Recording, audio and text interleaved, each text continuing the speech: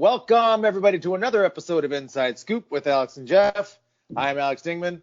I'm Jeff Doss. Let's do this, guys. With us today, we were been hyped about it for a while. We dropped it last week. With us today is the champion, Bailey Murphy. Yeah. Welcome to the show, buddy. What's up? How are you guys? Great. Excited to be able to have you on, man. Yeah, thank you for having me. Awesome. So you've had quite the stellar start to your adult fighting career, but we've been hearing about your name for like the last 5 years. Yeah, you know what I mean? Maybe longer than that. Yeah, maybe longer. Yeah. So, when did you really How about this? Because let's just give some people some background. There's some people in martial arts and especially in competition where you just kind of you may not need to ask. You just kind of know their background. But I don't know your background. Tell me a little bit about your background. Where did Bailey start out? So I started Taekwondo when I was 5 years old. And I started competing when I was about 7. And even when I was 7, I was pretty good. So by the time I was 9, I was competing in 9 and under, 9 under black belt, but not really doing a lot of NASCAR. I did about 3 a year. I did Ocean State. I went to New England Open and Twin Towers because those are really the close ones to me. And then But you're from the New England area, right? Whereabouts? Connecticut. Okay. All right. Awesome. Connecticut. And then so it just kept going on. I guess as the years went on, I just got better and better, and I started doing a lot more NASCAR, and I realized that I was able to compete at that level with those higher level athletes because I was one of those higher level athletes. Yeah. And yeah, once I turned 14, that's when I really knew I could be one of the greatest in the sport. That's when I really I got that thought.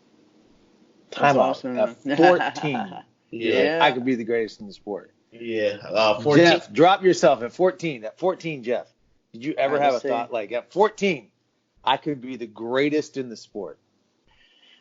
Man, I was feeling it, but I don't know about the greatest. I got a quick answer but for you for that. Nope.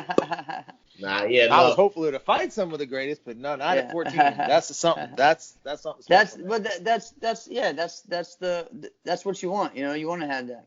If not, then Yeah, when I was 14, I fought Cam at Long Island Winter Open. That was that tournament when I was 14, and then I went to Chicago, and I ended up fighting up in the 16-17 division, and I kind of easily won that division, and that's when. I don't know if you guys remember when I got protested and all that, and I had to go back down to 14-15. Yeah. Right. When did you get protested? It was right after the event. It was about 2 weeks after. So I believe I went to compete that year. When I went to compete, I had to fight in 14-15, even though I fought in 16-17 tournament prior. Tournament before, yeah. So I remember first time I saw you was probably New England Open. Might have been 2013, because I was on Proper at the time. I'm from Virginia. I'm not from the West Coast. But we, at that time, Proper was really known for their junior boys team, right? And just getting a lot of, pub about that at the time. And when we got there, it was like, oh, man, these are the fights we want to see. We want to see Bailey versus our guys and everything. And, man, you guys killed it. It was awesome. Yeah, I remember that division myself. That was a stacked division. 12-13. I think so. That was 7 years ago. You remember it all? You remember that division? Remember the fights. It was me, Jalen Carr. I like this. Kyle George. A kid from what's that Canadian team? Was it United or was it the one that Jason Grenier was on? Oh yeah. There's a kid named Will. He's not going to compete anymore, but it was a good division. Yeah, I ended up getting second, lost to Jalen that day. Yeah, man, that was a good time. I just remember that, and then from there I'd be like, all right, just keep an eye on you. And so you were from that school, right? Bosch's, right? I'm from Bosch's martial arts originally, and with us, we ended up we had a team, like a school team. Then we tried to have our own kind of national team. Yeah. Yeah. So All right, how did and the then- whole straight up thing happen? Yeah, that's what I was When going to ask. when did that become a thing? Because Actually, as far I don't remember seeing you without a straight up uniform. okay. So actually, Maybe I've seen you once, but without it. But it Yeah. really, Bailey Murphy is straight up. It's Yeah. like peanut butter and jelly, man. Yeah. So me and Mr. G, we've always kind of had a good relationship. I remember when I was 9 years old, Mr. G was trying to get me on straight up, but it just didn't happen at that time. That's So, some scouting right there. Yeah. My goodness. That's what I always say, and I say that to this day. A lot of teams in the sport want me, but I always say like you guys wouldn't even know who I was if it wasn't for Mr. G. So I kind of stick to that. I'm loyal to That's him. awesome. That's awesome. Yeah, so in 2016, it was actually, I don't want to say a merge, but a lot of the people on my team, a couple of people on my team, they got picked up as well. I mean, they don't fight anymore. Like your But, school team. Yeah. So Yeah, that's right. Actually, my instructor, he used to train with Mr. G when he competed junior basha.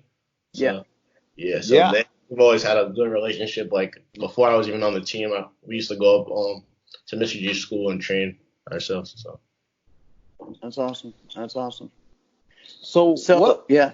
Go ahead, Jeff. Go ahead. Oh, knock I was it out. probably saying the same thing. Well, no, You go. I wanted to backtrack a little bit. Okay. Because I'm curious, because everybody's got a different answer for this. So you mentioned like really kind of like the cliff notes, when you got started, what you did next. But it's always different for some people. Why did you even want to take martial arts? What made you want to do that? I can't even tell. Oh man, I can't even tell you. Sorry about that. I can't even tell you. Right. I remember when I was younger, my mom asked me. I remember this conversation specifically. My mom asked me. She said, "Bill, you want to play basketball or football and stuff on Fridays?" And I said, "No, I just want to do karate." So you didn't play basketball. You didn't play football. I didn't play another sport until I got to high school. Okay. Okay. What other sports did you play in high school? My freshman year, I played football and I ran track. How did those go? So no, they went well. I mean, I've always been a pretty good athlete. Like people always, like even my instructor always said, you need to try another sport and stuff like that. But I tells you to go do another sport? Yeah, I was just hard headed. I never wanted to lose a step, like with karate, because that's what's most important to me. Like, right. I was really good at football. I had a couple looks for football as well. Like this school was looking at me to play here and run track, but I decided to do track, stuff like that. But yeah. Awesome, man. Awesome. Damn. Let's go ahead. Yeah, let's go ahead and do the track thing, and then I'll get back to the next question. But so, how do you balance it all out, man? Like, and how long? So you're a freshman? Yeah. Yeah. All right. So just tell us what you do. What do you specialize in? Okay, so I'm a 400 runner. So in an indoor track that's on 2 laps, and an outdoor track that's 1 lap. Okay. Outdoor, That's a long way. Yeah, outdoor I run a high 48. Okay. Indoor, I just PR'd. Was it 2 weeks ago? I ran a 49.68, which is pretty good indoors. I'm trying to get that down even more, but yeah, it's difficult balancing out, but I feel like they both help. Yeah. They help each other out, like doing martial arts. Yeah. On track. Big time. Yeah, that's awesome, man. That's awesome. So what's interesting is yeah. because you're an athlete, Yeah. you're a fighter, you're a martial artist, but you didn't want to play any other sport or activity really until you got to high school. Yeah. So, but then when you got to high school, what position did you play in football? Running back. Running back. Okay, and then you run track. So do you really like running long distances, or are you more of a burst guy? Well, the event I do, they consider that a sprint still. It's just called a long sprint, so I think That's I'm better. That's kind of what I thought. Yeah, I'm a long sprinter. They would consider me. Yeah. So you're not really an aerobic type of guy. You're an anaerobic guy. Just sprint, stop. Yeah. See? Yeah. It It works. Yeah. it goes together well. So Exactly. definitely. That's awesome, man. I knew that you were doing that at a high level. I just didn't know all the details yet. Yeah. And now you're going to school. What are you going to school for? Criminal justice. Yeah, I like to be a parole officer, keep people out of the system. I have friends that make bad decisions. That kind of inspires me to want to help other people out and stay out that system. That's awesome, man. Yeah. That's cool. That's good. All right, so just before we get into really your dive into your adult career, where we are still just getting started, but when you became that junior that everyone talked about, like, what was that feeling like? Was there pressure? Was there pressure moving up? Especially like when you said, when people are protesting you even moving up a division, we're not even talking about moving up into adults, which I'm sure they did that as well. But, when everyone is talking about Bailey Murphy, and again, like you said, you're 14, 15. Yeah. Well, for something like that, my instructor, he always told me, don't read your own headlines. So if you notice, I'm active on Facebook, but I'm not very active. I'm not someone that's gonna post a lot about myself. Not that there's anything wrong with that, but I'm not someone that's gonna post a lot about myself. Like, the only social media I really use is really Instagram. Yeah. So I just never really dug into my own success, because I believe that was just gonna happen. So that's awesome. Yeah. Yeah, that's awesome. All right, that's pretty good. Yeah. What's it like having? So what's that connection with you and Joe, Mr. Greenhall? Because I mean, it's you can tell there's that, like when he's behind you, and what do you think about that with coaching, and just tell us that relationship. Well, whenever Mr. G is behind me, it just means a lot, because like I said before, Mr. G, like I wouldn't be where I am without Mr. G. A lot of teams, or a lot of people, all people wouldn't know who I am if it really wasn't for Mr. G. Because now, why do you say that? People have said that about certain things and people and things, but I'm curious, why do you say that? Because like you said yourself, you said that you can't really recall seeing me without a straight up uniform on. Yeah, that's true. I think once that straight up uniform on, I really caught people's eyes, and for the longest, straight up was a team that people didn't really think about, and I'm just happy that I was able to bring that light into people's eyes again about the team. Well, you missed the time. There was a time where it was like, it was the business. Yeah, and sure. then I think there was I don't think there was a lull of where there was times where Mr. G just didn't even have any adult fighters. Yeah. Right. And then here comes Bailey Murphy. Yes, sir. Yeah. And looking at it now, Jeff, is it all right if we start talking about his Let's fighting go. stuff right now? Let's do it. I thought about this today, because we've been talking about having this show with you for a long time. So I'm glad that we got this set up and we're here. I was thinking about it today, and I was thinking, okay, did you win gold at WAKO? Yes, sir. Yes, you're a WAKO world champion. You're a NASCAR world champion. You've Actually, won near. I'm not a NASCAR world champion. I've never been a NASCAR. Whatever. You've won almost every tournament that there is. You're a diamond ring winner. Yeah, I thought about this today.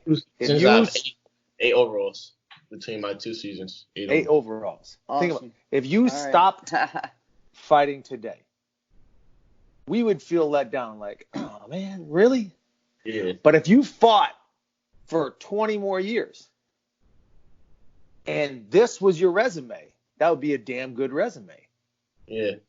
So if you think about that, think about the things that you've accomplished to date. Right now. If you fought for 20 some years and you accomplished the things that you have already accomplished, that would be a damn good fighting career. Yeah. That's what makes my mind just blow. And I'm like, I can't believe that. Right. So, and you're just getting started. I'm not going to ask your age just because we don't need to go there. right? Nah, yeah. People can start like, oh, well, he was not supposed to be fighting when he was supposed to be fighting, whatever. Right? That's my. I turned 18 in June. Cool. Good. Awesome. Oh man, that's awesome. Yeah, like June he's what? putting June what? I'm just June curious. what? June 23rd. All right, cool. All right. I'm gonna say it now because it doesn't matter. But I won 2 of my overalls that I won. I was 16. That's what I'm talking about. That's awesome. That's awesome. So now I've also thought about this, and Tyreek's been doing it too. So, do you have an ambition to fight more in Europe or in WAKO system where they allow you to fight up? I mean, it doesn't really matter so much right now for you, but is that something that appeals to you more, doing more fighting divisions? Now you're in a category where you can do both. You can do multiple weight classes as a junior. You can do multiple weight classes as a senior. You can do the open weight as a junior. You can do the open weight as a senior. Yeah, I think you could do up to 6 fighting divisions. Point. Yeah. That's crazy. Yeah. So when I do go over there, I always am registered for the junior divisions, but I don't know. I think it's a pride thing, but I don't ever do the junior divisions. I always just do the adult divisions. So when I go overseas, I end up competing in the Grand Champion division, which is the open weight division. Yep. I compete in minus 74 kgs and minus 79. All right. Yeah. All right. Now, when is your next time that you want to do something like that? Next WAKO event? Yeah. I'm going to Irish Open in 2 weeks. Awesome. All right. That's going to be exciting, man. I'm so pumped up. It's my first Irish Open. That's awesome. It is the one to win right now just because of the numbers. Everybody's there, right? And and you don't know what your bracket's going to look like. When they give you that open weight bracket there, because it's not random. They just select it, right? Yeah. But they're fair at times when they select it. Some people get favorable brackets than others. But they try to make the final four for sure. You make the final. See, that's another one. You make the final four. Just checklist. Yep. Check. There goes another one. Yeah. So, but I think about it in the fighting world right now looks really, really good. All right. Oh, definitely. And just with guys that are your age. You know? Yeah, I say all the time. I can't remember who I was talking. I think I was talking to Tyreek because Tyreek and I have a good relationship. The best lightweights right now, we have all of us together. We're like 18 years old. Yeah, it's you, Tyreek, and then you said Enrique. Yeah, Enrique, and then but look at on the heels. There's Tyson. He's on the heels. He'll be there in a year or two.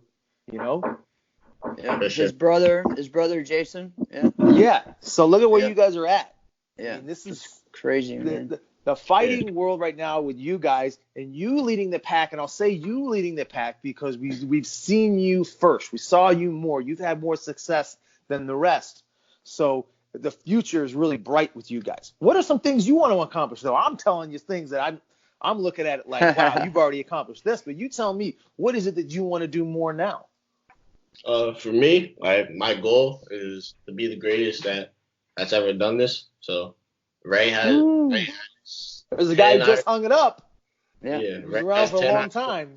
I need at least 11 Irish Opens. That's my mentality. I want to be the. I love it. That's what it takes, man. I love it.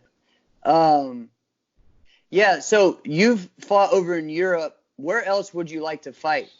I know a lot of people want to go over to Europe, but where are other places? I mean. So I haven't fought in South America. And, okay. There's a lot of hungry fighters over there, so I definitely would like to go over there and fight. Yeah. And have you ever been to Mexico? No, I haven't. I'm actually I'll be going to Mexico the first week of June. I'll be teaching a seminar over there, so yeah. Okay, which tournament is that?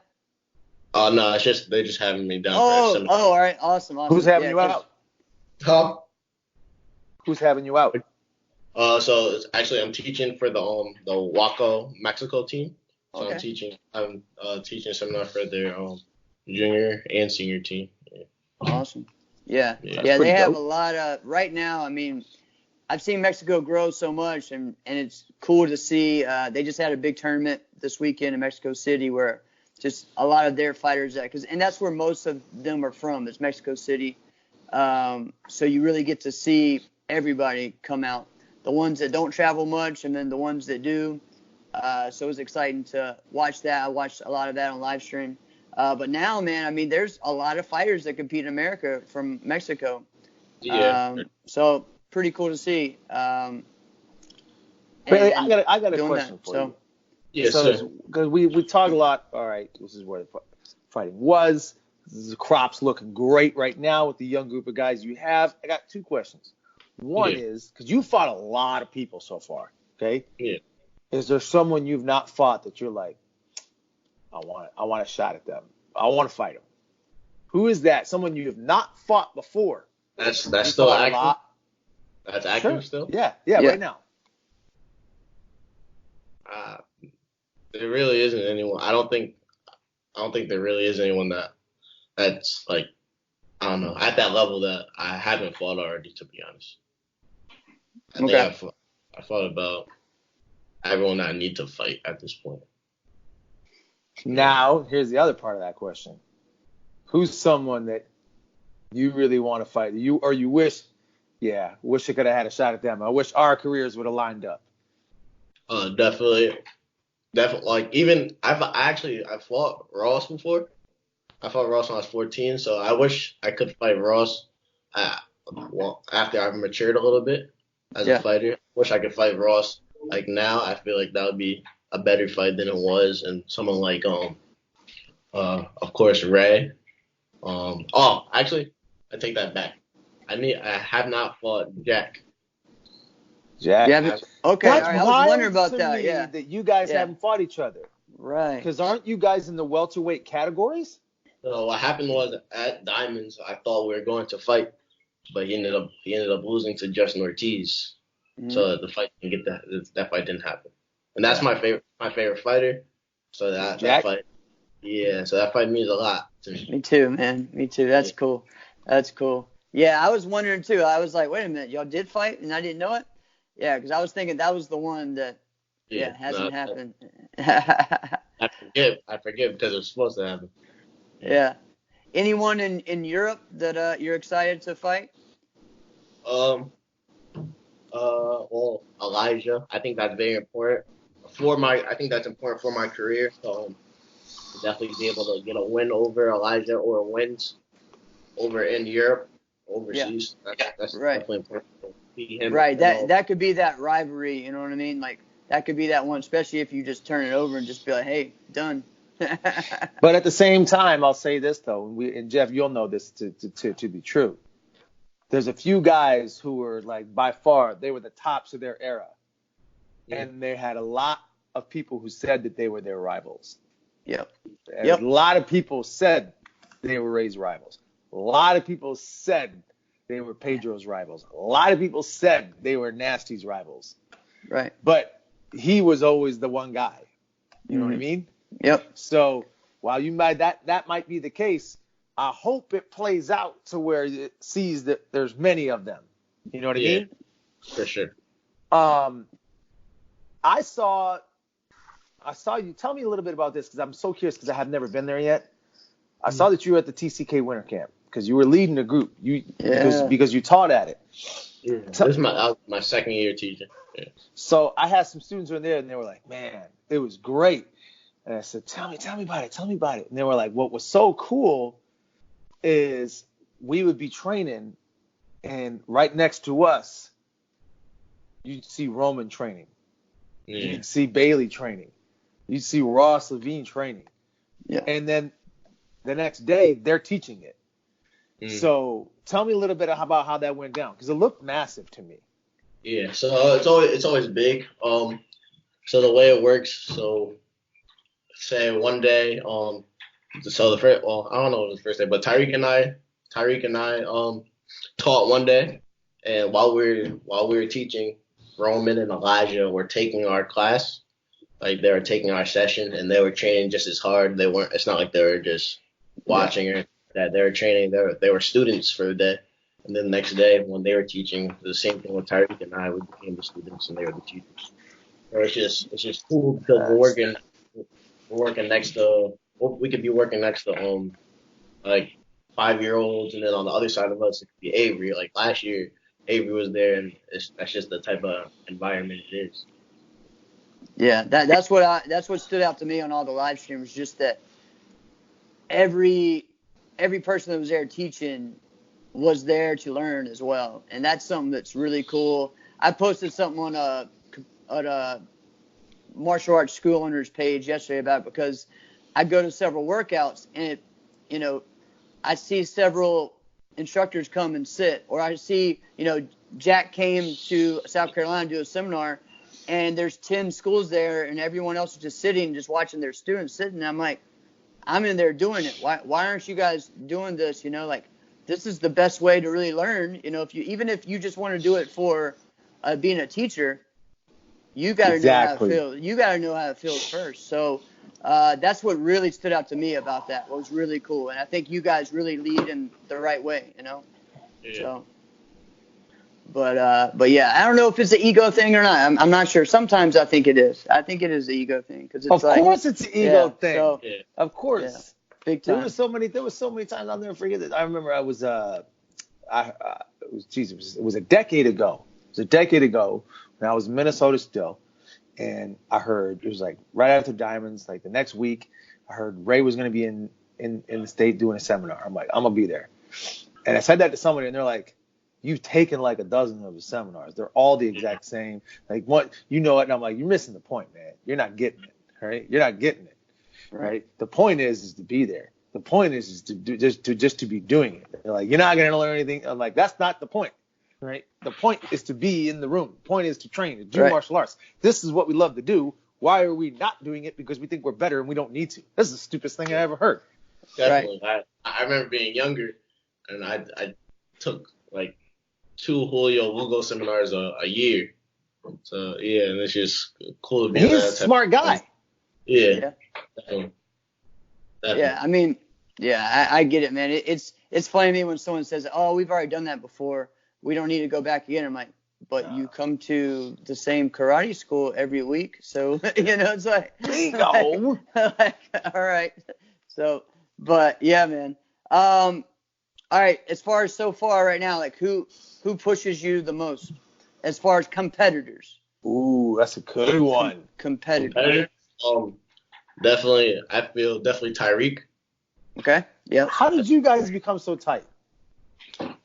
Just from competing with each other so much over the years. I think we became so tight because there's a point in juniors where I kind of feel as if I was untouchable, and Tyreek was, I think at that time, Tyreek was hungrier than I was. I started to get a little content. I was winning all the time, and Tyreek was just hungry. And I remember there's two things Tyreek that has ever said to me that really stuck with me. The first time we fought, I said, "Good fight, bro," and he said, "I can beat you." That was his response to me. Then I went to a local tournament in New York the next week, and he beat me by 5. Dang. Yeah. Wow, bro. Yeah. Then I beat him at K-Talk. I beat him good at K-Talk, and we had another conversation. And then we just kept fighting back and forth. And then 2017, I was undefeated. And then it was in DC. I beat him again in DC, and he said, "My pride is not gonna let you go undefeated this season." And at Twin Towers, he ended up beating me 2 times that weekend. So. Wow. Yeah. That's a thorn in the side for a really good friend you got there. Yeah. That's pretty dope. That is awesome, man. I love that story. I've never heard that one before. That's pretty dang cool. Not gonna lie. So who else? I know definitely Tyreek. And when I was a little younger, Jalen Carr, especially. Yeah, that's right. It really, to me, it really used to hurt to lose to Jalen because at that time he was playing football. He was doing all the forms, divisions and fighting, and he was still beat me. And I'm like, this guy's doing all this stuff, and I'm just fighting at tournaments, and he's still beating me.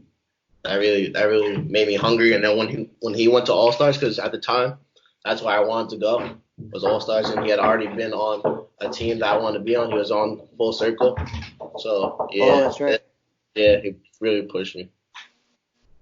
Wow, man, that's awesome. Dang. Well, okay, Yeah. how about so we've been going back and forth a lot of different things. You play other activities. Do you watch any other sports? Oh yeah, so I'm actually a big football, basketball fan, and I watch a lot of track. So those Okay. are my things. Wait. You love basketball? Yeah. Because Jeff hates basketball. Yeah. This is what's so great. And Bailey, you must know what's NBA happening. basketball. You must know what's happening this weekend, right? What, the All-Star weekend? That's what I'm talking about. Yeah. That's what I'm talking about. Who do you got? Team LeBron or Team Giannis? Giannis did a terrible job picking his team. He did. Yes, he did. Terrible. LeBron's team is going to score 268 points. Yeah. Definitely. Wow, man. As far as, all right, what does your training schedule look like? And what keeps you motivated? What are some of the extra little things that, I don't want to give all your secrets, but what are some of the, let's just say your training schedule, because you're training for sport karate and track. So Yeah. So something that definitely keeps me motivated is I know no one is doing what I'm doing, and no one is sacrificing as much as I am.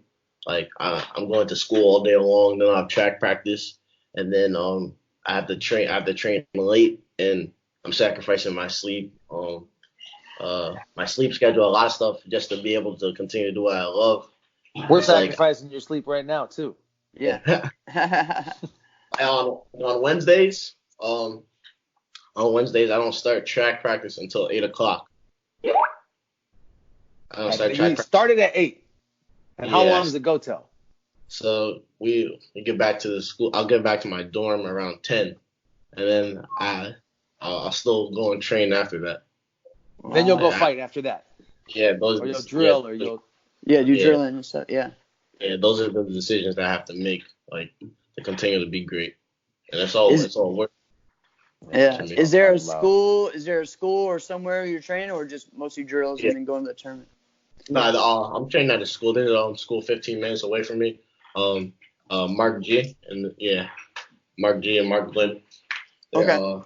family martial arts in Enfield, Connecticut. So I'm going Mark 15. G's a super cool guy. I was just thinking about him last week. He's a super cool guy. Yeah, I train with Mark He's G. funny. He's super funny too. Yeah, he's funny. That's funny. All right, that's good. Yeah, I wasn't sure I figured it's crazy, man. how you're doing it all. So big ups to you, man, for keeping that going.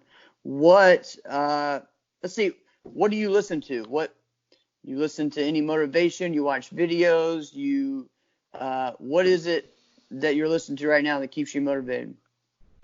So I do listen to a lot of music. I'm a big Drake fan. All right.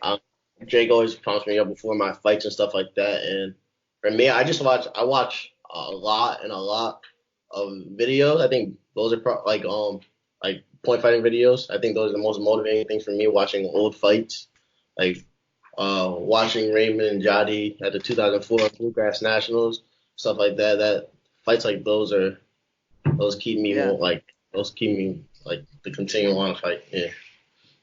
Yeah, I like that.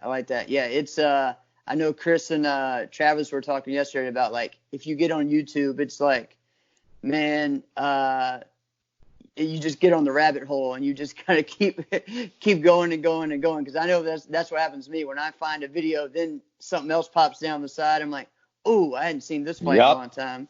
Or, oh, wait, this form popped up from whatever. So that's awesome, man. Okay, so we mentioned at the top of the show that you're a WAKO world champ. You did that just this past year in Turkey. So, Yes, sir. but the rules they're a little different, but it's just like it's set up different. Yeah. So from what I remember hearing about it, like the rings are huge, like they're 8x8. Is that right? 8 7 by by 8 square ring. It's 7 by 7. Yep. Okay, so 7 by 7. So it's big, not ungodly big, but they're big. Yeah. But is it 3 2-minute rounds? Yeah. So for the senior worlds, it was 3 2-minute rounds. Yeah. For every Tell me fight. what was it like? I'm guessing you've never been to Turkey before. I don't know. Of course not. No, I've never. What was it like? So what was it like going? Okay, you're in Turkey. You've never been there before. You're fighting. Most of the people you're coming in contact with probably don't speak English. Yeah. So were you nervous? What was it like? It was different. I don't know. To be honest, I don't really like traveling. I don't even like traveling really that much. But, yeah. You travel once or twice a month to go kick people in the face, and you don't like traveling. You don't like traveling. Wow. Nah, I hate it. But no, it's different. I think I kind of hate going to other countries sometimes because the breakfast is terrible. Like breakfast, nothing like breakfast in the United. All right. No, wait. This is funny though. I'm gonna give you a little pro tip here. So you say you're gonna go to the Irish Open.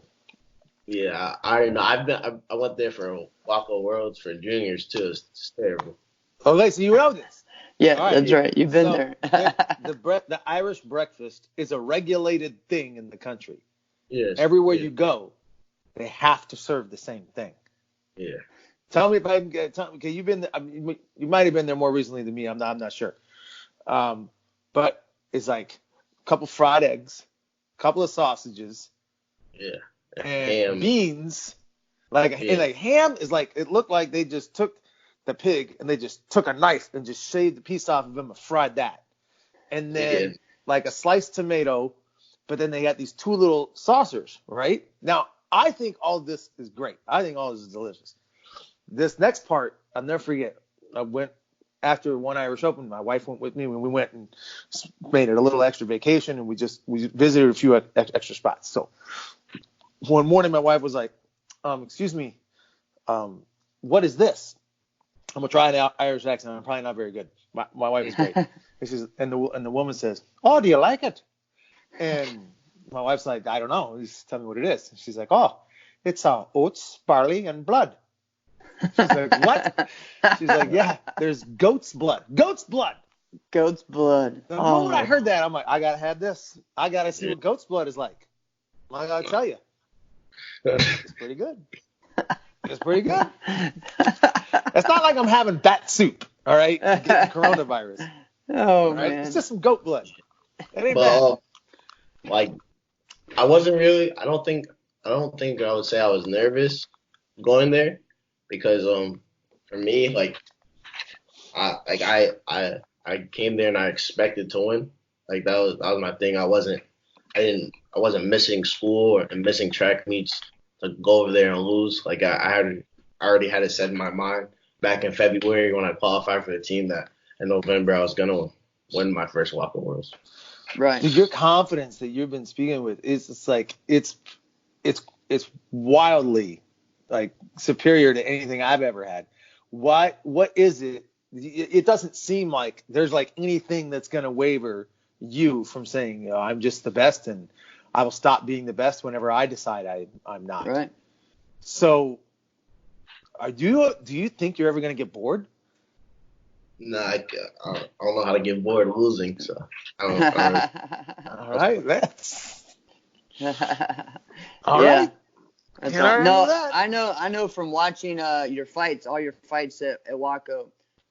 Definitely, I could see that. You know, like you were there for a mission, a purpose. I mean, it looks like that most of the time when you're fighting. But I guess the way that WAKO's set up, it's a little bit different. So it really is like you can focus on one fight at a time. Again, it's pretty much like fighting 3 times a day though, because you're fighting 3 rounds. So, but yeah, I mean, how different was that? Did you think it was easier? Did you think it was harder? Oh my gosh. Uh-oh. All right, we back, guys. We had a little technical. Well, we didn't have a technical difficulty. There was just a difficulty.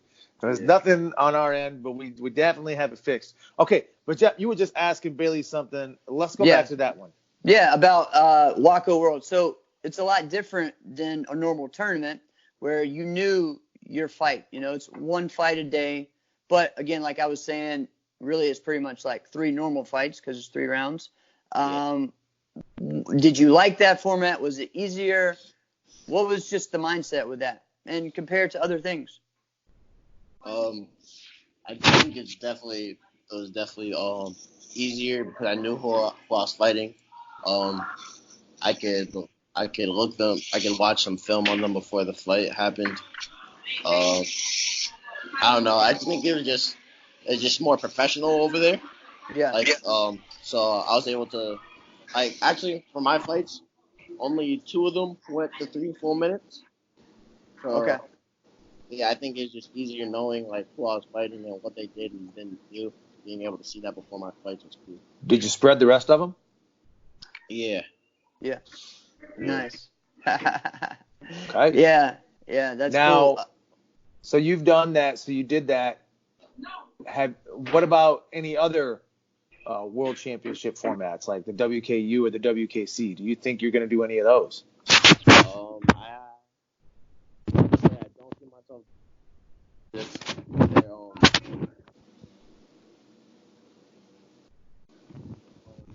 Yeah. Wait, Bailey, we don't hear your volume. Hello? All right, we got you now. All right. I said, for me, I don't see myself doing anything other than walk. I can't say I can't see myself, but I think I'm more of a WAKO guy. The WKC and WKU will definitely help me build a better resume and stuff like that. But I don't want to say I can never do it. I can see myself doing it. WKC or WKU for sure. WKC is going to Spain this year. Yeah. That could be dope. Yeah. Awesome. That's pretty good. So this is kind of a thing you say you have coming up right now. You have in 2 weeks, you have the Irish Open. What's next on the dock for you? You got that. Then what's coming up? So after Irish Open, to be honest, probably Ocean State. Ocean State. Yeah, that'll be like a month after that. Okay. Ocean State, and then America. Okay. Sure. Yeah, and how many times do you plan to go to Europe this year? This year I plan to. I want to go at least 3 times, including Irish Open. So yeah, 3 times. Yeah. What events did you go? You went to Bristol last year, right? And did you go to any other ones? Last year I went to Best Fighter in Italy. That's what it was. Okay. Yeah, I went to Best Fighter in Italy, Bristol, and then Turkey. Nice. All right. Awesome. That's good. So you're gonna fight Jack in the final of the Irish Open. That sounds good. That sounds great. Then you're gonna go to Ocean State. Then you're going to Amerikick. What's the summer like? There's a bunch of stuff in the summer. So you're gonna go to Best Fighter. It sounds like. Yeah, I'd like to go to Best Fighter. I'm not sure if Best Fighter and Battle of Atlanta are the same weekend this year. I know they were last year. I know they were last year, so I wasn't able to go to Battle of Atlanta. But if they aren't, I'm definitely gonna go to Battle and U.S. Open, and then DC. And after DC, that'll probably be it for me until Diamonds again. Yeah. Okay. That's when school starts back and everything, right? Yeah. So yeah. Awesome, man. Awesome. Yeah. So we're getting an idea on your year, and I'm not even going to ask you, what do you plan to do? I know you just plan to win. So just so focused. It's like, that's what I love. It's so interesting because there's other people that we've talked to, and we've talked about, some of their insights about where they've been and what they've done. You're so focused, it seems like, on I'm just going to be winning, and there's nobody who could stop me from winning. I like winning. Right, and then nobody could stop you. All you do is win. To be honest, I think that really. So in 2016, my instructor, he actually decided to step away from the sport. Mm-hmm. So yeah, in 2016, my instructor decided to step away from the sport. So Wow. since then, I've really been doing it on my own. Like I rent out space at a Brazilian Jiu-Jitsu gym, and like every month I rent out space and I just train with me and some other guys. So I've been doing that since 2016. That's awesome, man. Yeah. How many days a week do you do that with them? So when I'm back home, I'm doing that 2 to 3 times a week. And then while I'm here at school, I train about the same amount of time, 2 or 3 times a week. I see. That's something right there where you just dropped, because there's a lot of people, there's things I hear all the time. I hear this all the time from other people. Man, there's nobody to fight. There's nobody to train with. They got somewhere to train all the time. They say, oh, I don't have anybody to train with. All right. Because right now, I think just as it looks right now in the Atlanta area, as far as training, that might be the greatest thing I've ever seen. Right. But like I remember I would hear from like a friend of mine, Roman Brundle. I would just talk to him like, hey, what's training like for you? This dude trains in a basement, which is basically a dungeon. He's got no heat, so he wears a winter jacket and hits a bag. You don't even have that. You go rent a job at a gym at somebody else's place just to get some rounds in. Yeah, that's pretty good. That's awesome, man. That's awesome. Well, Bailey, I know. Also, yeah. Like, you guys hear me? Yeah. Yep. Okay. Yeah. So, Bailey, we've enjoyed talking to you, man. Anything else you want to end on? Let people know about you to finish up. Say again? I can't. Say again. Sorry. I can't hear you guys. What do you want to end with? How do you want to? You want to drop anything to anybody before we leave? Anything you want to let the world know? Because everybody in the world listens to our podcast. So obviously, whatever you say, they're gonna hear. That's right. I'm very, very available for seminars. And this is just really what I love to do. I don't really see myself doing anything else. I'll be doing this forever. That's awesome, man. Love it. Love it. All right, man. Love it, man. I love the dedication and the focus, and you got the mindset to be a real champion. So keep it up, bro. Yes, sir. Thank you. I appreciate it. Yes, Congratulations, sir. Bailey. We'll see you soon. We'll follow you at the Irish Open. Yes, sir. Right, for sure. Thank you. All right, bro. Take care.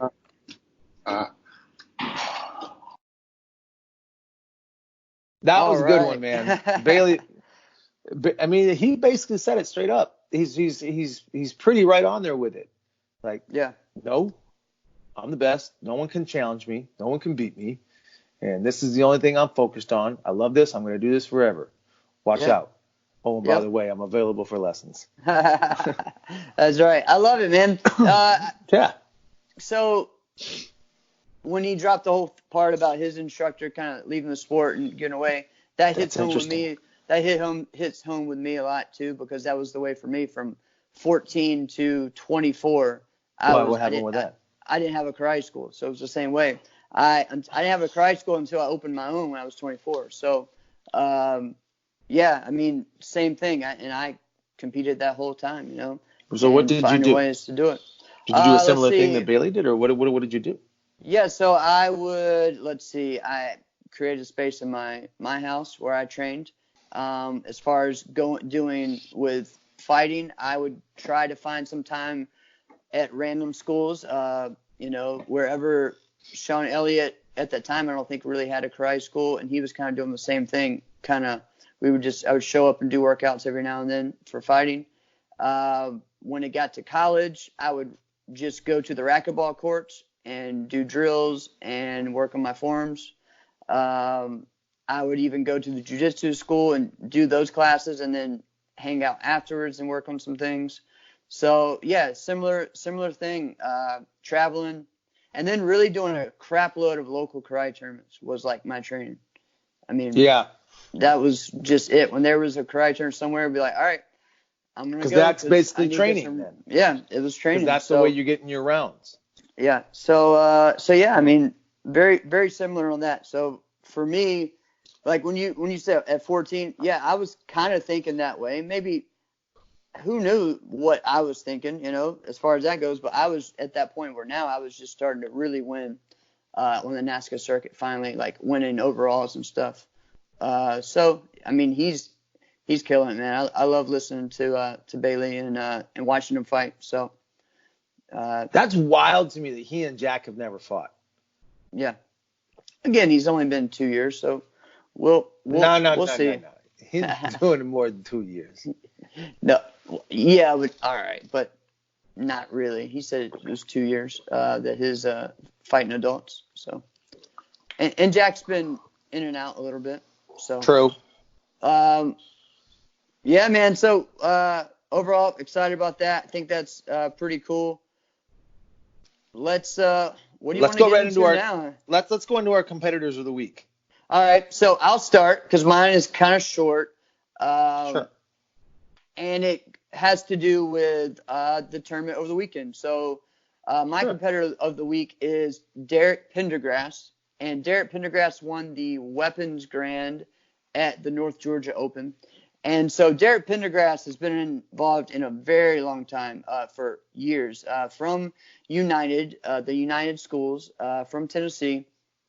When I grew up, he won the 1992 overall junior grands at Super Grands at the 1992 Super Grands. So back in the day, and he did with his musical form, and he had one of the craziest uniforms ever back in the day with the big shoulder pads out and the V and the tassels and everything. And he did one of the best scissor kicks I've ever seen him in.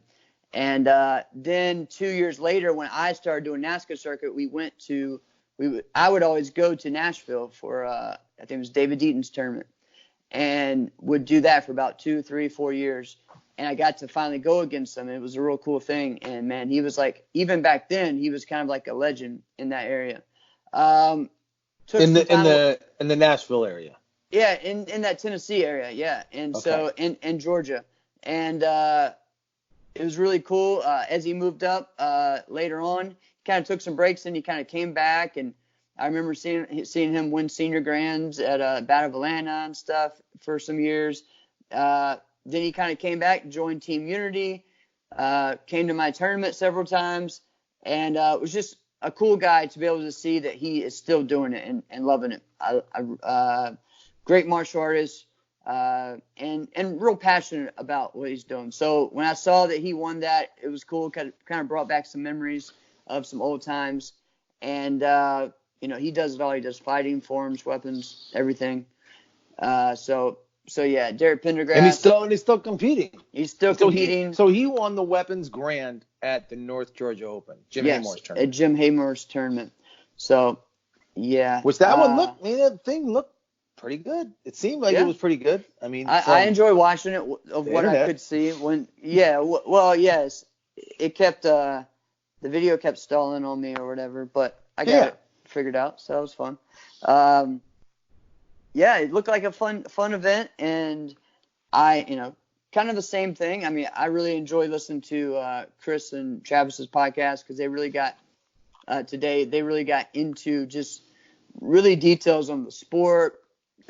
Coaching, judging, the judging, fighting, everything. I loved what they talked about with the judging. So it was really good. As they got that insight, it was kind of like they did a little behind the scenes type thing. It was almost like they were what do you call it? Undercover. Insiders. Undercover. Yeah, they were undercover. Analyst. Yeah, there you go. Operatives. But yeah, so that was probably one of my favorite shows that they've done as far as that's been sport karate focused, So there's other ones that just made me laugh all the time, but that was one of my favorite ones. Oh yeah, they're good at that. Yeah. So that's my what I have to competitor say of the about. week. Yeah, you go. My competitor of the week. It's a good friend of mine, Abid Benwali. So Abid Benwali, he is Man, he's just a cool dude, man. He's a great guy. He is a part of the CMA system, the Championship Martial Arts system there. Yeah. And but and they're successful, and they have a good system, they have a good setup, and they produce really good martial artists too. They do. So for the week that I was staying with him in 2017, November 2017, for the WKC World Championships, I was staying with him and his wife Jamie, and we just got to talking, and he was talking to me, and he's like, "Hey, if you ever want to move to Orlando, I'll get you a job teaching the CMA right away." I'm like, it's too many snakes and alligators here for me, man. I literally, and that's like seriously, that would do it for me. Wow. Like I can't, no. There's no way. I can't handle snakes. If there's an option, if there's a possibility there could be a snake somewhere, no, I will move 2 states over. No chance. But that's not what we're talking about. No. So it's just they got the CMA system. They got a really good setup. They got a really good system in place. I would call him often and just talk to him. Just say, hey, what are you doing about this? What do you do for your demos? Or what do you do for this? How do you do that? And I just bounce ideas off of each other. We don't do things the same. Some of the things I did change because of the conversations I had with him about that. Now, him as a competitor, though, so he was a competitor for years as a junior. Yes. He took a big break for like 10 years, he said. Yep. And just focused on boxing. He was just boxed there. That's all he did, right? And he was gonna go pro. This is what he told me. He said he had a pro fight lined up, and he got married instead. I said that was a better move. That was a better move. And he kind of toyed around with the idea, maybe I'll box again, maybe I'll do this. But then he's working with CMA, and he starts competing again. So I first saw him compete in 2015 when he and Ross Cook were fighting each other at U.S. Capitol Classics. Okay, and they went into overtime, and they just were banging on each other over and over again. And I just remember thinking, like, whoever wins this match, the other guy really has got the wow. Could not even believe. So Ross ended up winning the match, but I don't think Abida left the building before Mike Conroy said, "I want you a part of Hayabusa." Right? Uh-huh. And I'm pretty sure that's how it went down. I didn't really ask him, but as soon as I found out about it, I was like, yes, that was a great pickup. That was a good move. And we talked. He ended up becoming the captain of the team, right? Which is totally appropriate. He was the captain of the team, and needed to be. So, but and the other thing, he does nunchucks. Yeah, that's man. So I met him. Freaking nunchucks. Really? It's like become my favorite weapon now. I can do many other weapons. I cannot do nunchucks. So and he has an awesome demo team, and he teaches. And it was like 8 of them that do a demo team that is pretty much all nunchucks. It is all nunchucks, and they do it in sync together. It's awesome.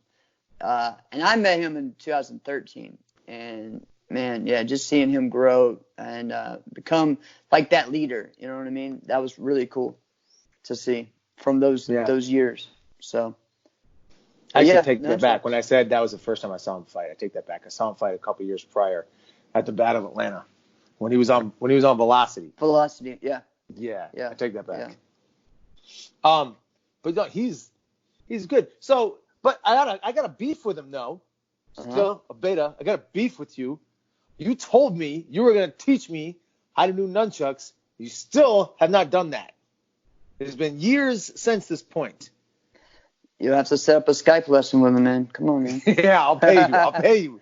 Tell me how, man. There you go. Man, but he's a pretty cool guy. Yeah, and that's the thing is if you fought him before or if you've seen him fight, he cannot let the fight go without nearly getting disqualified for how hard he hits, right? and that's just the way it goes. He's like schizophrenic with his weight. He can go from like light middleweight to like welterweight to all the way up to super heavy. and it doesn't matter. Like he could change it on the day. All right, he could be 192 and be like, yeah, I could probably get down to 169. I could probably do it. I'm like, what? How is that possible? Yeah, I'm Who trying to does remember that? where his MMA fight was, or was it a kickboxing fight? I don't remember which one, but it was in a cage, and I thought that weight was random, like just different than what I expected. Right. But he's had a couple fights over this past year, so getting back into doing that to full contact. So yeah, and I hope he does more. But and because he kept toying around with just doing boxing. Mm-hmm. I think maybe he just I hope maybe he realized he's just too gifted of a martial artist to only box. I hope that's what he came to. Because he really is too gifted of a martial artist to say, yeah, I'm just gonna box. Right. You know what I'm saying? Right. Okay. Yeah.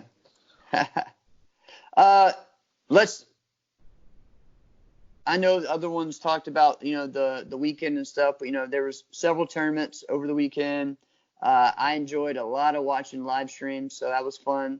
I didn't get to watch any of Murphy's, but I watched John Curillo was the man. Oh, yeah. He won that one. And that's the thing is, after watching him at AKA, and I remember thinking about it like, no, we were sleeping on him. Yeah, Blake Spence had a good year at super lightweight, but no, John Curillo, he's the best super lightweight in the world. That guy is good. He really is. Right? Well, we'll see. I mean, that's all you can do is go by like wins. So we will he's see. My guy. Yeah. That's it. Well, that's your guy. That's fine. But I look at wins. So let's see how it goes. So I'm excited to see. Do it again. He won North Georgia Open was awesome tournament. I enjoyed watching it. I wasn't, there, of course, but was happy to see that Gina was back competing, and then I saw her the next day. She was back home, and we were at a workout training together. So, did you hear when Travis and Chris were talking about the judging? Yeah. And how they were judging and how everything was going. Mm. So it's interesting that. What is your thoughts about the promoters and coaches judging? What are your thoughts? Yeah, I think because Chris brought up a good point. I've wanted to talk about this. Tell me. Yeah, I thought we've talked about promoters not judging at national promoters tournaments. Not judging. Yeah, and I think same thing with coaches. I mean, it's if we're trying to, especially with that system of a tournament when you already pre-selected, which everyone should be doing anyways. And you actually went further and made them get certified, and you had it all set up, then there shouldn't be any issue with, fighters stepping in and judging and this and that. I think, it's just the appearance of it, the professionalism of it. Kind of like what I've talked about. I mean, I've talked going even more extremes than that. So, with judging. So, I mean, but I didn't agree. think it was bad. So, like, here's an example. I didn't think it was bad. I didn't even think it was a bad look. When at AKA when Cam I judged at one point, or like Duwan with Travis, he didn't matter as much because he said he's retired. He's not retired. He just says he just often says he is, but whatever. Yeah. But like those guys, they're not retired, but none of them were fighting that weekend. Mm-hmm. So I didn't even think that looked bad. Even though Cam is definitely a part of Team Dojo, what he did is, all right, I'm going to step out when my guy's going. The thing I've always thought that looks funny is, I think that what looks funny is, but you're not going to judge when he's fighting, but you'll judge his competition. Yeah, that's what I mean. That's why I don't think I don't think there should ever be a thing, the whole thing of, well, I'll step out when my guy fights. Like, no, we're in the middle of a division. The same judges need to judge the whole division. It can't be this in and out, because I don't like that. I think that's ridiculous because, again, it still looks like, hey. So then the hard part, though, the hard part is when you get, all right, let's just take someone on Dojo, okay? All right, let's say Josh, okay? Josh is definitely not competing anymore, so that he says, okay? So if Josh, and they say, hey, Josh, will you judge this division? Well, Team Dojo is a big enough team where I don't think he can judge any adult black belts. Right. Because he's got someone in almost every division. Yeah. Right? So with that, what are you going to do? Is you can't say, well, I'll judge these guys, but then when Ryan's going to go, I'll come out. Or I'll judge this ring. Or it's hard. But then, really, I think the answer is the tournament themselves. They need to find their own judges. They need to figure it out. Well, yeah, that's the job outside. of that. You have to pre-select. You have to already have it all set up on which ring you want this and which judges you want to judge that particular division. Right. That should already be preset. But again, and I've been there so many times, I've had it set, and then 2 days before, 10 of those judges call you and say they're not coming. What in the world? Rooms, yeah, so I mean that happens every year. So that's just the type of thing that you deal with this sport karate thing. So how to really, have those backups and such. It's difficult, but there's a way to do it. So honestly, and maybe even simplifying it, I do think for a regional for one day, that's too many divisions to have for a one-day tournament. But we will see. I really feel like with all the divisions, I think the tournament that's going to do, someone's going to do this, and they're going to complain about it. But then as soon as they do it, people are going to sit back afterwards and go, you know what, that was pretty good. When they just cut the divisions, all right, and they're saying no, you don't. There is no, traditional sync form. There's not an option, all right? Yeah. There is no team demo, all right? Not saying that there shouldn't be, right? But you gotta cut it somewhere, right? Mm-hmm. There's no creative form and extreme form. You have it's together. Yeah, it's open. Please do that. Yes, go back to open. Go back to open, and we'll focus more on the karate. We'll focus more on what we're looking at, and less of, well, how do we nearly disqualify this person and where's the gymnastics? That's all we're looking at. With creative forms, we're just looking at, well, how can we nearly disqualify this person? And with extreme, it's like, well, it's in the name. All we're looking at is extreme. Yeah. So if you put it together, now you're focused to look at karate again. Right. Then you get rid of all the other options. Not musical weapons, just musical form. Put a weapon in there if you want to. Now you trim it. Now the divisions are going to be packed, right? But there's not going to be 3 people in a division, 1 person in a division. And it's the same thing every single time, right? Yeah, I don't know if the extra divisions are what the problem was. I think the age groups were an issue. They divided those up way more than they used to be. They split everything up, boys and girls. And then you do have other stuff, but I don't know, man. I mean, growing up, it was always, all right, we didn't have traditional open. Okay, so that was combined. We used to have form. Yeah, but you had forms. You had your 4 or 5 forms divisions, and you had 2 musicals. And then for weapons, you just had weapons. There was no musical. Yeah. Then they did add it in there. They did add the musical weapon for like 12 and under, and then 13, 17. So I think that's fine for all that. Then adding it from there. I do think you need a traditional and open. Separate those. The more you're talking, the more you're going back to, maybe we do need this. Maybe we do need that. You keep talking yourself back into more. No, but I don't think you need all the, okay, so why have an extreme? What would you cut creative, out? Let's just talk extreme. Why do you need it? Yeah, put those together and then have a musical, and then you have traditional. So you have your 3. Well, what about the weapons? Traditional weapons, creative weapons, extreme weapons. There's no traditional weapons anyway in NASCA, so there's. What do you mean there's no traditional weapons?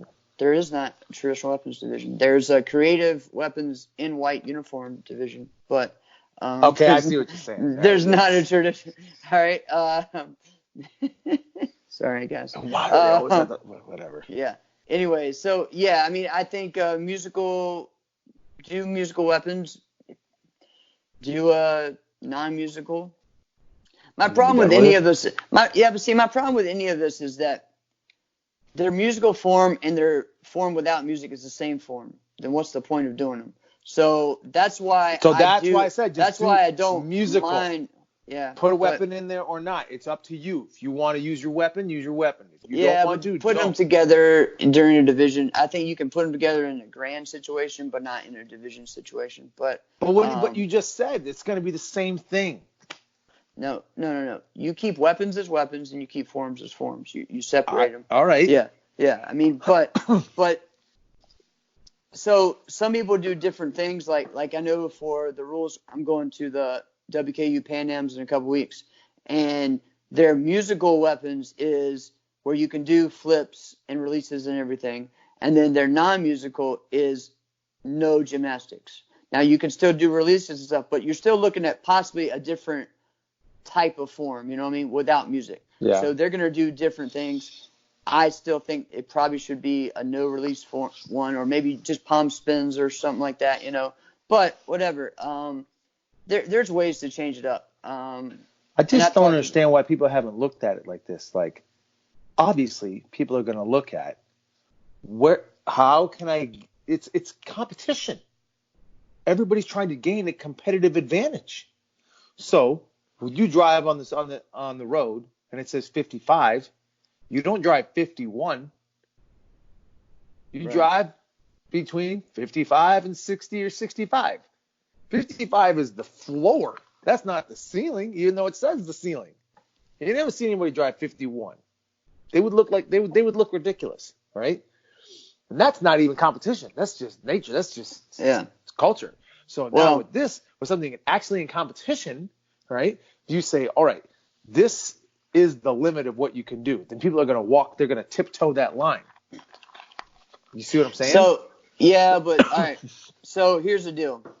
Are we talking regional tournaments or national tournaments? Because I thought at first we were talking about regional tournaments. But we did kind of start with that. Yeah. We did kind of branch out. Because here's the problem when you do that. When you add everything together, which is the biggest problem right now with junior forms in NASCA, is that you don't have styles represented. So you are actually, by doing just a traditional one, you don't have Korean forms represented because everyone is going to do a Japanese form because that is what they feel like is going to win. That's what they've been told is the only thing that wins. Right, so that's going to be a big issue. The reason why they really wanted to bring a Kempo in there is because guess what? They had a lot of Kempo people that wanted to do something. They never got the opportunity. There you go. There's ways to bring those styles in. But now you're talking more divisions again. Well, I know that. I'm telling you the other end of it. So Okay. Because again, this is called sport martial arts. It's not just, one style. This is how you have to fit it in. We're trying to include more people. True. And that is the reason why there's more styles, especially with tradition. I think with tradition, it's okay with having a Korean, a Japanese, and a soft style if you want, and then whatever. With open though, it's open. So the only thing you're looking at combine is just creative and extreme. You just like put those together. Yeah. All right. And see, for me, I think for forms, I think a 9 and under and a 10, 11, a 12, 13, a 14, 15, a 16, it's just too much. Go back to 15, for locals 17, for sure. But 15, 17, 12, 14. If you want to do 10, 11, and 9 and under, that's okay. Or I'm still good with 11 under. But because really, sorry, but those are black. No. Black belts at 9 and under. I mean, come on, I got my black belt at 9 and I started competing at 10. So okay, I just feel like that's we even had 8 and under back in the day. It was crazy. That doesn't make any sense. There was in NASCA, it was 8 and under, 9 to 10, 11, 12, 13, 14, 15, 17. And even then, that was kind of weird. I always liked the NBL divisions better, the 11 under, 12, 14, 15, 17. So if you do it, I agree with those. Those are good. So I think if you're doing it the way that you're talking about for local tournaments, I think that works great. But combining those age groups, even if it's because now you're also going to get rid of the creative and the extreme. You're going to combine those. Okay. Mm-hmm. You're not adding more competitors. because it's all the same people anyway. Right. All you're doing is is getting rid of a division. Right. Now you're also telling a promoter, no, I want you to swallow $3,000 just because. Oh, exactly. There's Right? there's a lot of things on that. And man. I want you to do it because I think it would look better. Yeah. They're going to tell you to jump in a lake. Right. You know what I mean? Oh yeah. They're like, so the tournament runs half an hour late. Tournament runs an hour late. Big deal. Yeah. $3,000 an hour. That's what that got me. Yeah. That's why. Well, that's why I think as much as we want to say this or that, like really though, like every tournament is trying to find a new division to add every year. Nobody cuts anything. Yeah, everyone wants to do this or that to try to find something that can bring them more money. Because as much as everybody thinks the promoters are making that much, a lot of them, majority of them are not. True. That's true. Sometimes their profit margins are really low. Yeah. Right? So, or nothing. So, there are those like that. So, I mean, I'm just saying. But they don't. But see, even like think. that, smaller tournaments, they don't need to operate as if they are a major tournament. Correct. Just be who you are. Yeah. And you'll actually profit more. You might profit more than a national tournament. Just go in, do a really good job, have good customer service. You maybe don't even need mats. Just go in there, run a good tournament, run it on time, already have judges assigned before your tournament starts, before your tournament ever kicked off. You needed judges already in place for however many rings you're going to have, yada, yada, yada. So now people just want to go to your tournament. Then they keep coming. You don't even need extra prize, but you don't need all that stuff. But once you give it away, you can't not give it away then. Right. I just think thing. Everybody needs to be actively looking for sponsors more. That will actually help the way the event looks. How did he get those? How did Jim get those? It's pretty awesome. Hey man, he put some work in. So yeah, hand claps to you, Jim. Yeah, man, that was awesome. He got Adidas as a partial sponsor. Yeah. Chick-fil-A. Yeah, Chick-fil-A, they're always willing to do something, man. They're always. Well, that's cool. That was the best thing I always got was having them be my judges' food. So that's pretty dope. Yeah, man. I think there's so many different ways for us to look at it. I don't really think we got even close to an answer on this episode. I wasn't really looking at getting an answer. No, the only thing we really agreed upon is combine creative and extreme. And tell promoters, suck it up. No, here's another one. Forget underbelt grands. I don't agree on that. No, I don't agree on that. So, why? What is grand about a green belt winning a Grands and Championships? They can't. They're green belt. It's not grand. Okay. All right. Got it. They just beat a purple belt. Thumbs up. What do you want me to do? You already won one. You beat the other green belts. All right. You win. They should all be in the same division anyway. You beat the purple belt. Yeah. All right. Go watch the black belts. Learn something. Oh, why man. are we applaud? Why are we doing that? That doesn't make any sense. I get you.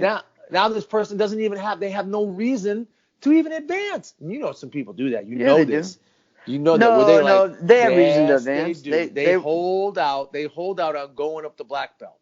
Yeah, I know. So that they can be the man I see it all the time. at underbelt. It makes no sense. That makes no sense to me. But there's got to be a reason why they do that. What would be their motivation behind doing that? Because they got all the praise, they got all the accolades before they were even a red belt. Right. Yeah. I don't know. I think there's ways to make it have tiers and limits, and still have something for them to really, look up to and achieve. But, so. But that's the thing is if you winning your division is never enough, it'll never be enough. right? Yeah, then you should that should be the point. So you should be I understand that. Yeah. But when do you give that to somebody and say, okay, like here's an example. We have Bailey on, right? That dude is laser focused. Guarantee you there was a time when he went and competed and he probably won when he was an underbelt and nobody touched him. He whooped everybody and he's watching everybody else win and he goes, I'm gonna do that. Mm-hmm. But if you keep giving him grands and there's no grand, it's not. Yeah. It right. in itself is not what the name is. It's not. Right. It's just something. Yeah. No, I agree on that. I think there's too many grands. I think, I don't know. I think there's ways to motivate them. I just see so many kids at certain tournaments that go and then don't have people in their divisions, and then the grand champion is the only option for them to actually be able to compete against somebody. No, there is another chance for them to compete against somebody. Make a freaking black belt. Okay, well. Okay, then how about this? But not everybody's going to do that. All right, so not every instructor allows that. So. All right, here's what they could do. All right, they're a purple belt. Train. Mm-hmm. 6 more months, 7 more months. You might be a different colored belt now at this point. Mm-hmm. So now there is a different division. It's not the same one. Now you might be in the advanced division. Yeah, okay. But I'm just saying, I mean, it may happen, may not. It just depends. I don't know. I just think I'm right, and then you don't want to. No. Admit that I'm right. Listen, I agree with you on some of it. But I think there's limits. Like you can give them when people try to do 20-something or 30-something underbelt grand championships. That's ridiculous to me. Like, what's the point? But if you have maybe 5, that's not that bad. Because you're going to have 15 people against each other in each of those grands. That's a big, that's a big thing that they are like, all right, maybe I have a future in this. I'm going to keep pushing to go up to black belt. Then you go up to there. Should underbelts be on stage? No, heck no. They should not be on stage. That's what's happening though. So it started. Look at how this whole started. It started with the premier men black belts fighting. Yeah. Okay. Then we had women. Then we had forms. Then we had women forms. Okay. Boom. That's what it was. Okay. Yeah. Forms fighting adults. Then we start putting kids on stage. Then some of those kids didn't stick around to do it as adults. Right. Because they already had their championships. Yep. That's happening a lot now. A lot. Big time. They're not even want. Now we don't want to just. We have way more kids divisions in finals or in championships than we do adults. Yeah. Now, not only do we have more kids than we do adults, we're putting blue belts in the finals. No, but that's what I'm saying. That can't happen. That can't happen at all. I think you're making it act like I want that to happen. No, I don't agree with any of that at all whatsoever. All right. Then what do you want to happen? Well, when did I ever say that? When did you get that? You didn't. All right, so shut up. Say it. I've talked about this before. That should not happen. Underbelt finals should not be a thing. Like that should not be But the grand though. I guess I put it together because we were talking about the grand. What grand? What are you talking about? Underbelt Grand Championship. Yeah, an Underbelt Grand Championship that happens in the ring during that ring over there during the day. Like, okay, that's great. They got an extra trophy. They have to compete and actually go against the winners of that. Obviously, it's not that special because it's not going to be on stage. It's not going to be, highlighted over this that. It's their way to build themselves up and actually learn how to. Hey, winning my division is not enough. Are we trying to build, just champions, divisional champions, or people that want to win a grand? Sorry. All right, that's the first good point you made about that. I mean, that's what, because I never really get a chance to talk, you know what I'm saying? But, yeah. But what I'm saying is, that's what we're trying to build at a young age. Now, can the opposite thing happen? Yes. And I think that goes from you as an instructor, you as a promoter to put a little bit in their ear when you grant it to them. Awesome, man. Looking forward to when you move up to black belt. Because, can't wait to see you move up as an adult.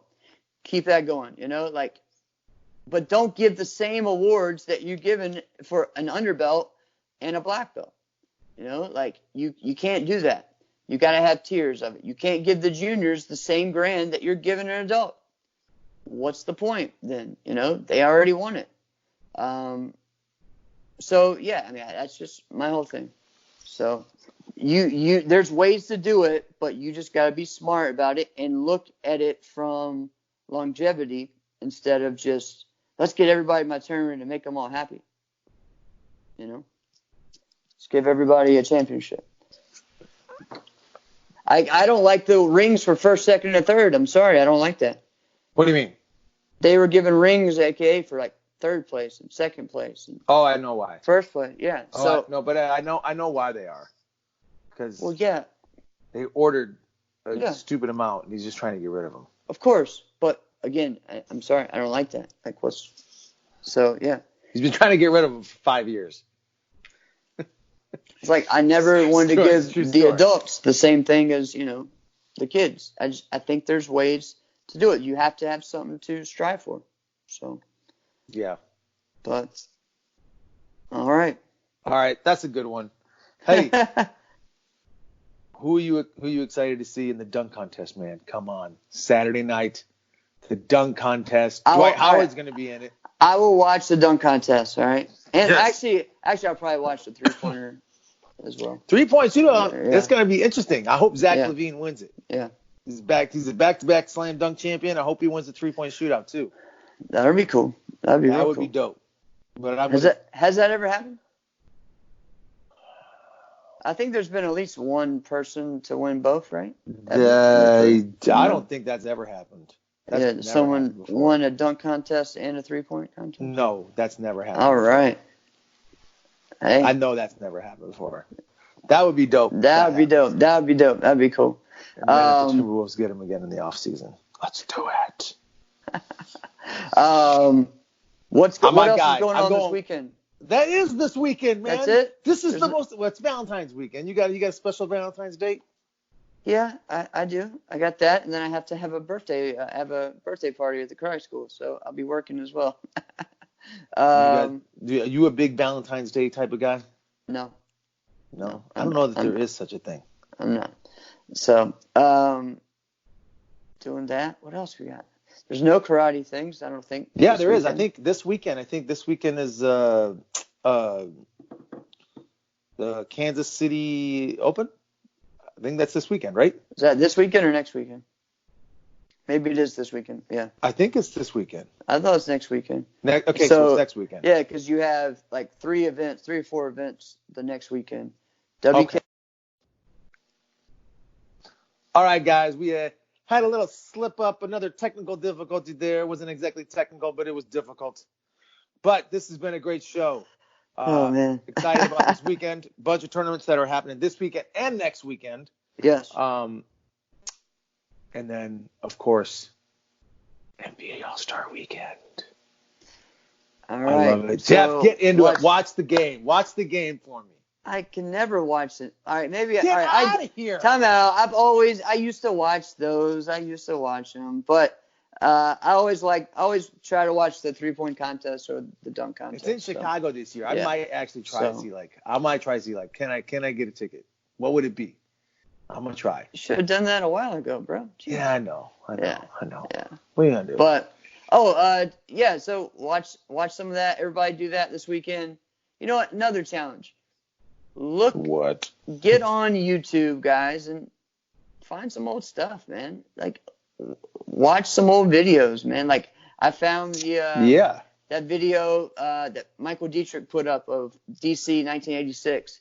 I just watched all of that. It was awesome, man. Great fight between Terry Kramer and Nasty Anderson. Really cool watching some of the forums back then. Awesome stuff. Yeah. And I definitely hadn't watched. I always watched Charlie's form, but I hadn't watched it in a long time. Loved it. It was great. Just the snap. Everything he did was with extreme force. It was pretty awesome. Just the point A to point B. Yeah. Was so fast. Plus Yeah, power. it was cool. And just he was on point with his music and his presentation of the form that it was just almost like funny how on point it was, like on beat it was. Like it was just ridiculous. Like it didn't make sense, you know? So Doesn't happen. Like you don't see that no more. right. So it was really cool. So challenge you guys, you know, post them in the comments on our page on Facebook. Okay, I'm gonna go look up some Post too. some I'm gonna go see videos, which man. ones I can find now too. Yeah, put some videos up, and maybe watch some. Since we interviewed Bailey, put some maybe his oldest fight that we could find. Let's look that up. Oh, how about That that? would be I don't cool. know. We didn't get a chance to ask him. Has he ever competed in forums? Yeah, I know. I meant to ask him that. I meant to ask him that too. I don't remember if I've seen him or not. Do that or not. I don't know. Let's try to see if that's out there. Yeah. Put that up there. All This was right, a great man. one. Loved having Bailey on. Good to hear the young champ. The college kid. Yes. This has been another episode of Inside Scoop with Alex and Jeff. I am Alex Dingman. I'm Jeff Doss. See you next week.